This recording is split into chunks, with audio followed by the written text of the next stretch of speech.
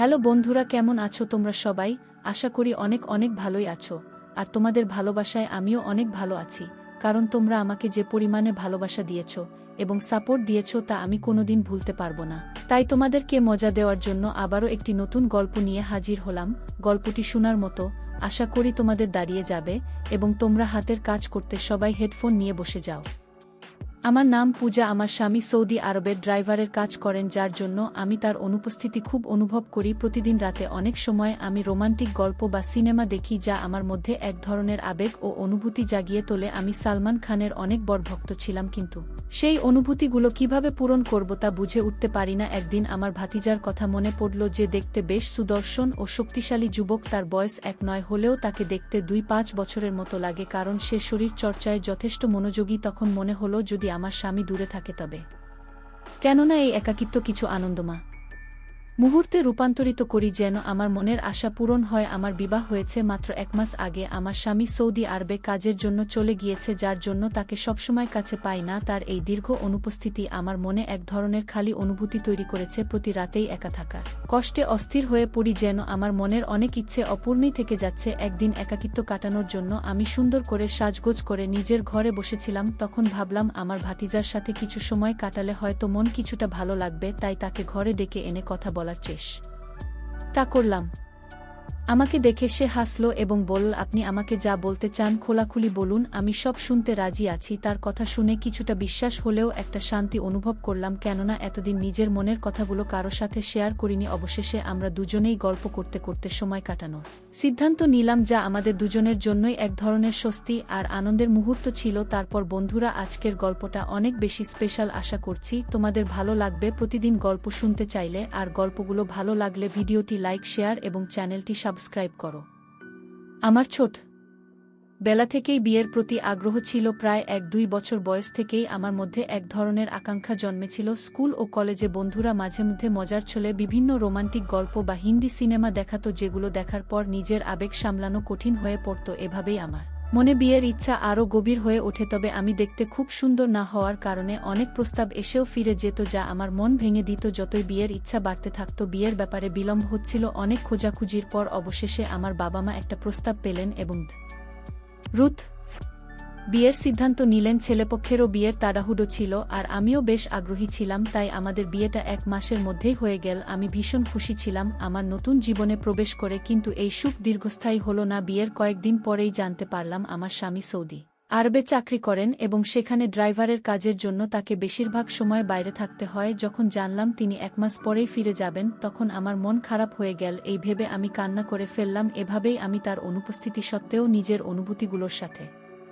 মানিয়ে চলার চেষ্টা করছিলাম, কিন্তু প্রতিনিয়ত তার কাছাকাছি থাকার চাওয়াটা আমার মনকে অস্থির করে তুলেছিল। রাতে আমি ভালো করে ঘুমাতে পারতাম না। আমি একদিন স্বামীকে জিজ্ঞাসা করলাম, যদি তোমাকে সৌদি আরবেই থাকতে হয় তাহলে বিয়ে কেন করলে? তিনি আমাকে বললেন, আমার ছোট ভাই বোনেরা এখনও পড়াশোনা করছে আর আমার ভাতিজার দেখাশোনা আমাকেই করতে হয়। তারা নিজেদের পায়ে দাঁড়ানো পর্যন্ত সংসারের দায়িত্ব আমার উপরেই থাকবে। এখানে থাকলে এত টাকা উপার্জন করতে পারতাম না, তাই সৌদি আরবে যেতে হয়েছে। তিনি আরও বললেন, সৌদি আরবে এমন একটা কাজ করি যাতে করে বাড়িতে কখনো টাকার অভাব না হয়। তখন আমি বললাম, তাহলে আমাকেও সঙ্গে নিয়ে চলো। তিনি মৃদু হেসে বললেন, এটা এত সহজ নয়। সেখানে আমার নিজের কোনো বাসা নেই আর ভাড়াও খুব বেশি। আমরা অনেকজন মিলে একটি ঘরে থাকি, তাতে আমাদের খরচ কিছুটা কম হয়। এরপর তিনি বললেন, আমি বছরে একবার আসি, সেটাও মাত্র ১ মাসের জন্য। তার এই কথা শুনে আমার মন ভারাক্রান্ত হয়ে গেল। মনে অনেক কষ্ট হলো এবং ক্ষোভও জন্মালো। আমার বিয়ে খুব সাদামাটা ভাবে হয়েছিল এবং যেসব স্বপ্ন দেখেছিলাম তার কিছুই পূরণ হয়নি, কিন্তু সবকিছু সহ্য করে চলছিলাম। আমার স্বামীর স্বভাব ছিল খুবই গম্ভীর। তিনি কখনো খোলাখুলি কথা বলতেন না বা তার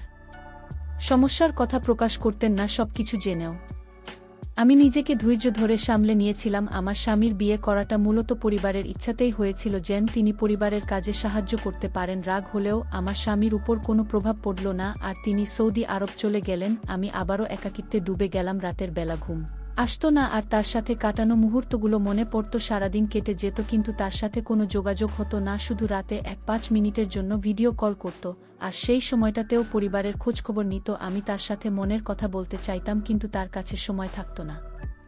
আমার শাশুড়ি সামান্য কথাবার্তা বলতেন, বাকিটা সময় আমি ঘরের কাজে ব্যস্ত থাকতাম। তবে আমার ছোট ভাতিজা ছিল যে মাঝে মাঝে আমার সাথে কথা বলতো। আমার শাশুড়ি রাতের বেলা তাড়াতাড়ি ঘুমিয়ে পড়তেন, যার ফলে আমি আর আমার ভাতিজা ঘরে একা থাকতাম, আর আমার স্বামীর ছোট ভাই বোনেরা বাইরে পড়াশোনা করত। আমরা প্রায় রাতের খাবার একসাথে খেতাম। আমার ভাতিজা খুবই হাসি খুশি একটি ছেলে, যে সারারাত তার বিশ্ববিদ্যালয়ের গল্প শোনাত। যদিও তার গল্পে আমার তেমন আগ্রহ ছিল না। এক রাতে আমি মোবাইলে হিন্দি সিনেমা দেখতে শুরু করলাম। সিনেমাটি ছিল বেশ সাহসী ধাঁচের, আর দেখতে দেখতে আমি গভীর চিন্তায় ডুবে গেলাম। পরের দিন সকালে যখন ঘুম থেকে উঠলাম, তখনও রাতের সেই সিনেমার কিছু দৃশ্য আমার মনে ঘুরছিল। আমি কিচেনে কিছু কাজ করলাম এবং দুপুরের খাবার তৈরি করলাম। কাজের সময়ও সেই দৃশ্যগুলো আমার মনে ঘুরছিল। আমি রান্নাঘরে বসে মনোযোগ দিয়ে সেই দৃশ্যগুলোর কথা ভাবছিলাম। হঠাৎ অনুভব করলাম কেউ যেন আমার পেছনে দাঁড়িয়ে আছে। আমি ঘুরে তাকাতেই দেখি আমার ভাতিজা সেখানে দাঁড়িয়ে আছে এবং সে সেই ভিডিওটি দেখে ফেলেছে। তাকে দেখে আমি কিছুটা অবাক হয়ে গেলাম, কিন্তু সে স্বাভাবিকভাবে বলল, চাচি, যদি খাবার তৈরি হয়ে থাকে তাহলে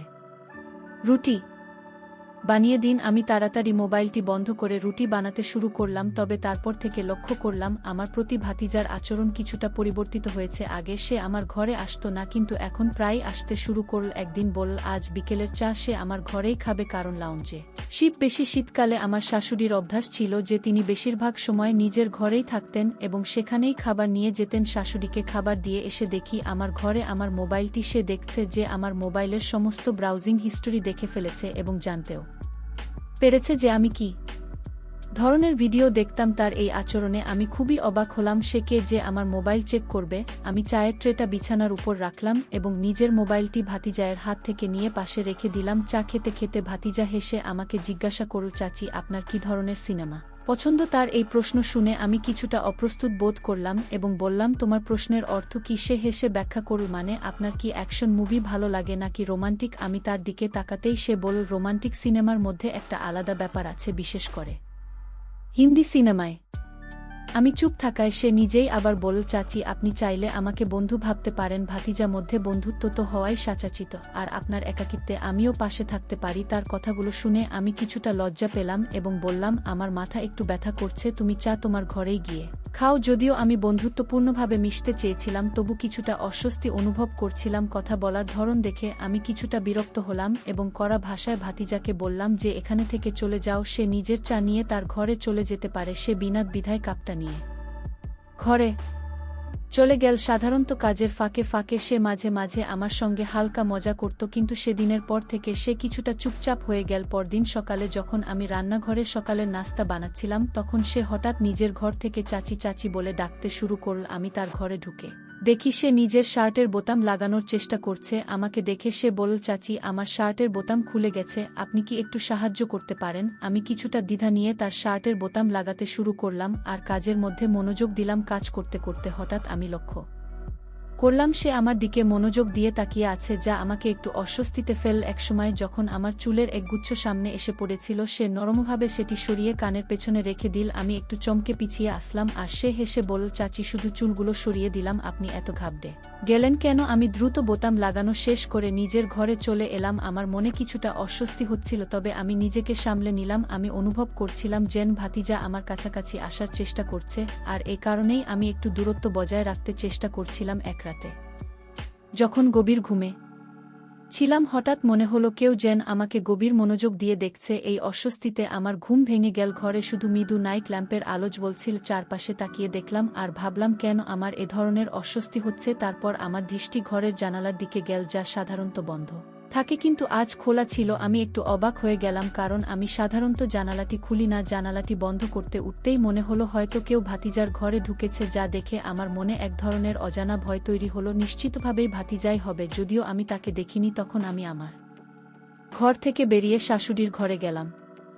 তাদের পাশে গিয়ে শুয়ে করল, তবে তারা এত জোরে নাক ডাকছিলেন যে সেখানে আর থাকতে পারলাম না এবং বাধ্য হয়ে নিজের ঘরে ফিরে এলাম। সকালে নাস্তার সময় ভাতিজা আমাকে বারবার লক্ষ্য করছিল। তারপর সে বলল, চাচি, আপনাকে তো চাচার কথা অনেক মনে পড়ে নিশ্চয়ই? আমি বললাম, হ্যাঁ, অবশ্যই অনেক মনে পড়ে। তখন সে বলল, তাহলে নিশ্চয়ই রাতের বেলা অনেক সময় ঘুম আসে না আপনার? আমার ভাতিজা একদিন এমন কথা বলল যে চাচা, তাকে তো আপনি অনেক মিস করেন, তাই না? তাহলে ঘুমানো নিশ্চয়ই কষ্টকর হয়। তার এই কথায় আমি বেশ বিরক্ত হয়ে গেলাম। আমি তাকে কঠোরভাবে বললাম, তুমি আজকাল খুব বেশি কথা বলছো, এভাবে কথা বলা বন্ধ করো। আমার কথা শুনে সে চুপচাপ সরে গেল। পরের রাতে দেখি আমার ঘরের জানালা অদ্ভুতভাবে খোলা আর জানালার কাছে ভাতিজাকে দাঁড়িয়ে থাকতে দেখি। এটা দেখে আমার খুব খারাপ লাগলো। পরের দিন তাকে জিজ্ঞাসা করলাম, তুমি আমার ঘরের জানালার কাছে কেন এসেছিলে? সে মৃদু হেসে বলল, চাচি, আপনাকে ঘুমাতে দেখে খুব ভালো লাগছিল। তার এই কথা শুনে আমার খুব রাগ হলো এবং বললাম, এবার থেকে এমন কিছু করলে তোমার চাচাকে জানাবো। সে আমার কথা শুনে একটু বিরক্ত হয়ে চলে গেল। পরের রাতে যখন আমি ঘুমাচ্ছিলাম হঠাৎ মনে হলো কেউ আমার ঘরে আছে। চোখ খুলে দেখি ভাতিজা আমার ঘরে খুব কাছাকাছি দাঁড়িয়ে আছে। ভয়ে ও বিস্ময়ে আমি তাকে বললাম, তুমি আমার ঘরে কি করছো? সে বলল, ঘরের দরজা খোলা ছিল তাই ঢুকে পড়লাম। আসলে চাচা যখন এখানে নেই তাই আপনার খেয়াল রাখতে ইচ্ছে হয় আমার। এই কথা শুনে আমি তাকে আরও সতর্ক করে বললাম যে এই ধরনের আচরণ আর কখনো যেন না করে এবং তার সীমার মধ্যে থাকে। সে আমার কথা শুনে ঘর থেকে চলে গেল। এরপর থেকে আমি সবসময় সতর্ক থাকি এবং তাকে তার নিজের জায়গায় থাকতে বুঝিয়ে দিয়েছি। তারপরের দিনরাতে আমি যখন ঘুমাচ্ছিলাম আবার হঠাৎ মনে হলো আমার ঘরে কেউ এসেছে। চোখ খুলে দেখি আমার ভাতিজা। সে আমাকে বিভিন্ন কথা বলতে থাকলো। সে বলল, বিশ্বাসটা এত সহজ ছিল না চাচি। তার আচরণ ও মিষ্টি কথাগুলো যেন আমাকে অসহায় করে দিয়েছিল। এর আগে আমি কিছু বুঝে ওঠার আগেই সে আমাকে এক অদ্ভুত জালে জড়িয়ে ফেলেছিল। হঠাৎ সে আমার মুখে হাত রেখে বলল, কেউ যদি দরজা দিয়ে চলে আসে, তুমি যে দরজা খোলা রেখেছ সেটা কি আমার জন্য? তার কথা শুনে আমি বিস্মিত হয়ে ভাবছিলাম, কখনো তো এমন অনুভূতি আমার মধ্যে আসেনি। আমি তাকে সবসময় নিজের সন্তানের মতোই ভেবেছিলাম। তবে সত্যটা হলো সে যেন এক প্রজ্বলিত আগুনের মতো এবং এই আগুন থেকে দূরে থাকাই ভালো। কিন্তু আমি